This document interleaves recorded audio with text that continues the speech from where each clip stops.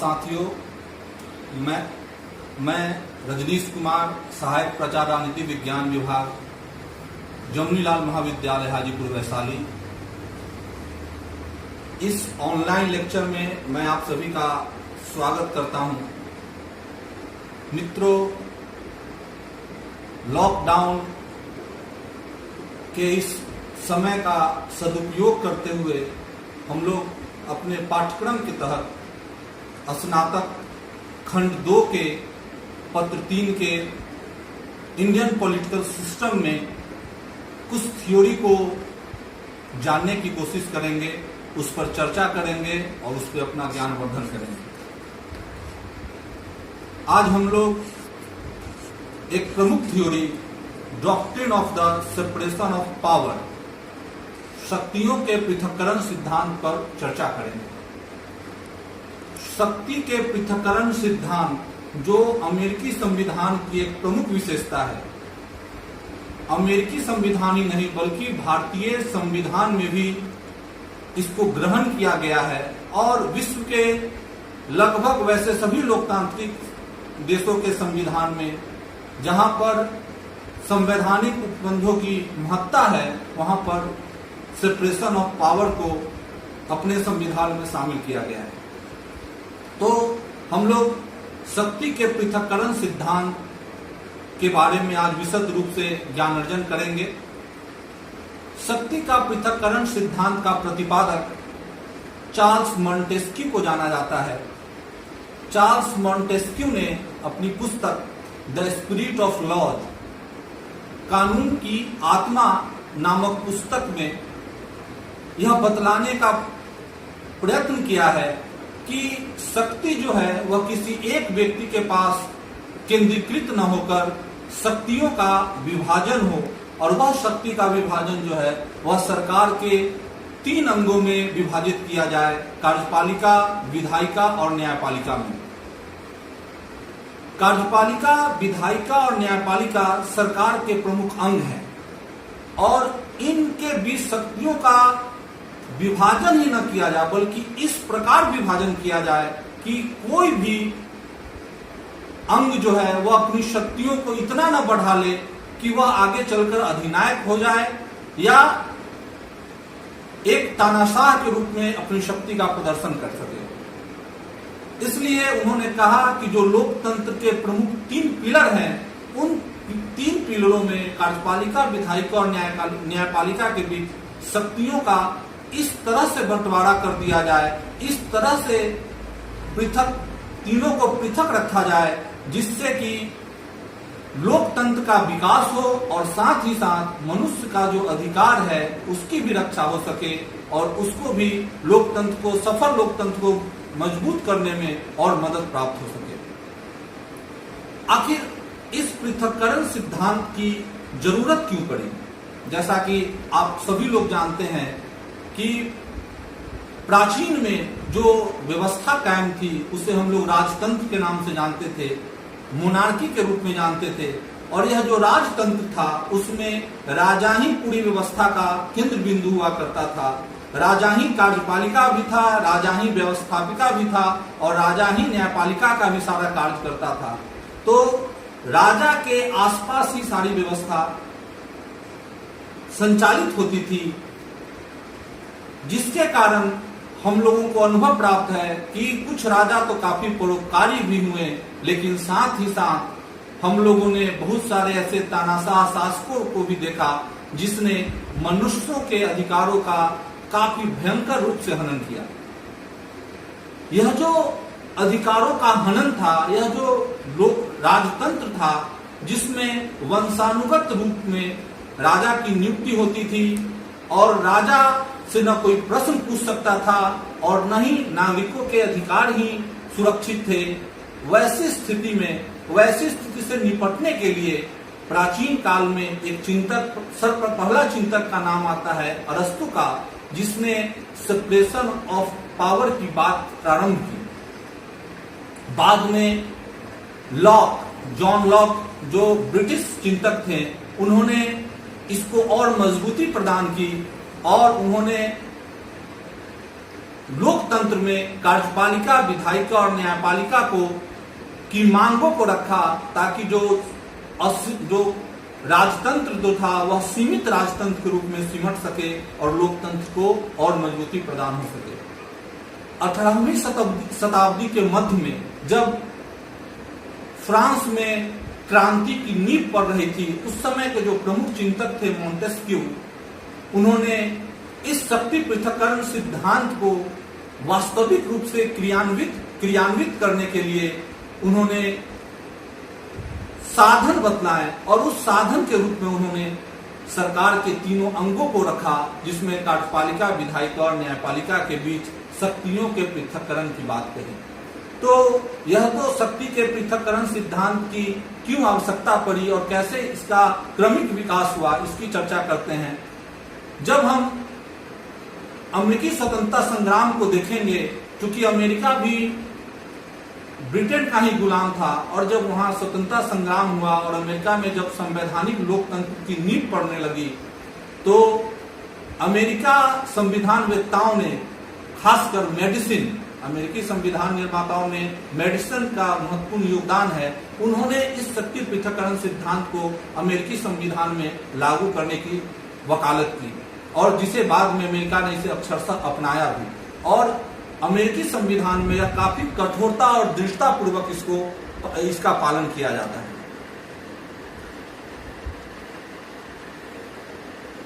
सरकार के इन तीनों अंगों के बीच जो विभाजन है, अच्छा इससे पहले थोड़ा हम इसको भी समझे कि 3 शब्द आते हैं: शक्तियों का वितरण, शक्तियों का विभाजन और शक्तियों का पृथक्करण। यह तीनों शब्द के अलग अलग अर्थ हैं।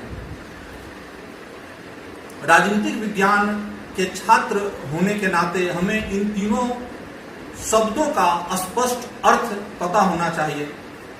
अगर हम इस तीनों शब्दों के अंतर को समझना चाहें तो हम लोग इस अर्थ में समझ सकते हैं कि यह जो शक्ति का वितरण है, शक्ति का वितरण, जैसे हमने बात की कि लोकतंत्र को मजबूत और मानव जनता के अधिकारों की रक्षा के लिए हमने सरकार के 3 अंगों की बात की, कार्यपालिका, विधायिका और न्यायपालिका, और इन्हीं तीनों के बीच जो है हमने शक्तियों का वितरण किया। तो यह जो वितरण, शक्तियों का वितरण जो है वह लोकतंत्र का परिचायक है, और जरूरी नहीं है कि जब जहां शक्तियों का वितरण हो वहां शक्ति का पृथक्करण भी लागू हो।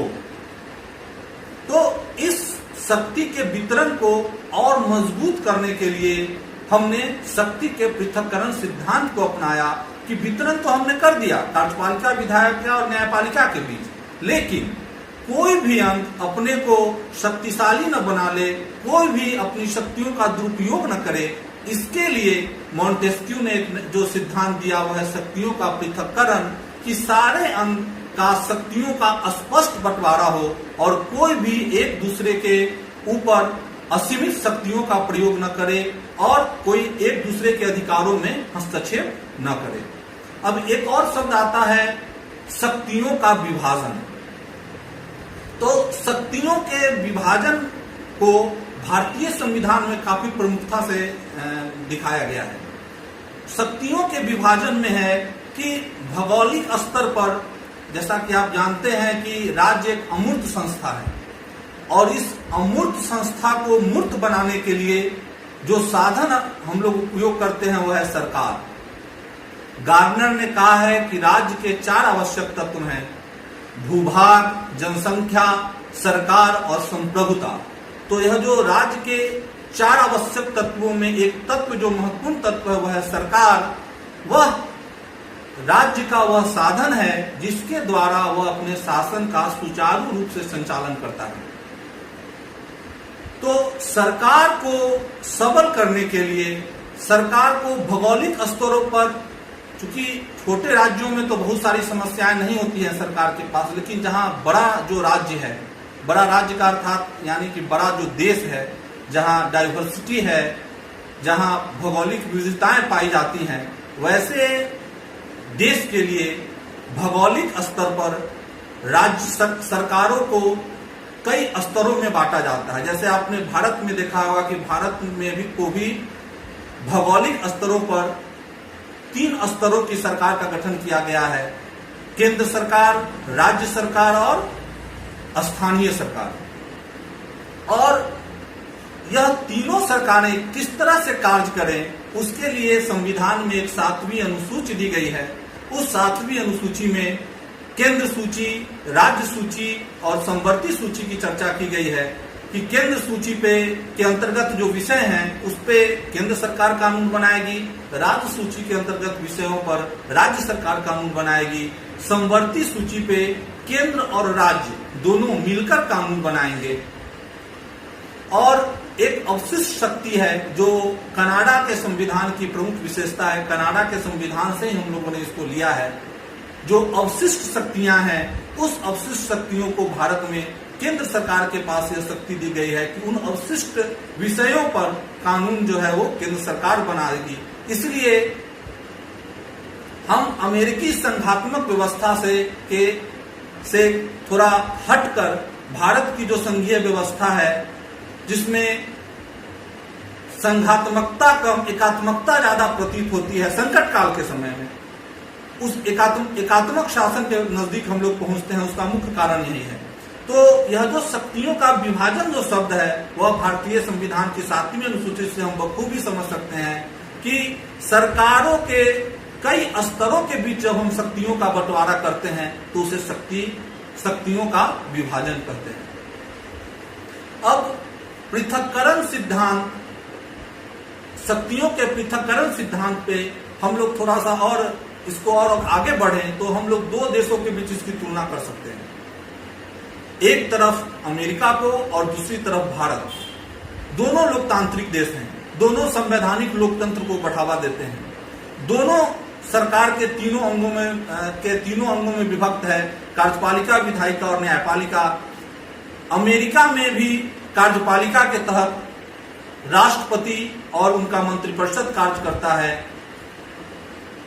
विधायिका, जिसे हम लोग कांग्रेस के नाम से जानते हैं, वहां हाउस ऑफ रिप्रेजेंटेटिव और सीनेट नामक 2 संस्थाएं काम करती है और जुडिशियरी के रूप में वहां का सुप्रीम कोर्ट काम करता है। उसी तरह भारत में भी कार्यपालिका के रूप में राष्ट्रपति, प्रधानमंत्री और मंत्रिपरिषद का गठन किया गया है। विधायिका को भारत में संसद के नाम से जानते हैं, उसके भी 3 अंग हैं: राष्ट्रपति, लोकसभा और राज्यसभा। और न्यायपालिका के अंतर्गत हम लोग सर्वोच्च न्यायालय की बात करते हैं। लेकिन दोनों की जो व्यवस्थाएं हैं वह एक दूसरे से काफी भिन्न है। अमेरिका में अमेरिकी संविधान के अनुच्छेद 1, 2, 3 में शक्तियों के पृथक्करण को स्पष्ट रूप से समझा जा सकता है। अमेरिका के संविधान के अनुच्छेद 1 में जहां लेजिस्लेचर की बात कही गई है, अनुच्छेद 2 में एग्जीक्यूटिव की बात की गई है और अनुच्छेद 3 में जुडिशियरी को बतलाया गया है और तीनों की शक्तियों का एकदम स्पष्ट बंटवारा किया गया है। जबकि भारत में इससे थोड़ा हटके जो संसदीय शासन प्रणाली अपनाई गई है उसमें व्यवस्थापिका ही कहीं ना कहीं जाकर कार्यपालिका का निर्माण करती है और वहीं सरकार के शासन का संचालन करती है। तो जो पूर्ण शक्तियों का पृथक्करण जो होना चाहिए वह अभी के समय में शायद किसी भी देश में पूर्ण शक्तियों के पृथक्करण सिद्धांत को लागू नहीं किया जाता है। लेकिन सबसे अच्छा जो शक्ति का पृथक्करण सिद्धांत को अगर माना जाए तो अमेरिकी संविधान के रूप में हम लोग देख सकते हैं। दोस्तों, जहां तक इसकी और विकटता की बात है और इसको स्पष्ट करने की बात है तो हम लोग संविधान और शक्ति पृथक्करण की जब हम चर्चा कर रहे हैं तो एक बात और आती है कि जब यह इतना ही स्पष्ट है, इतना ही ये है तो आलोचना से भी परे है।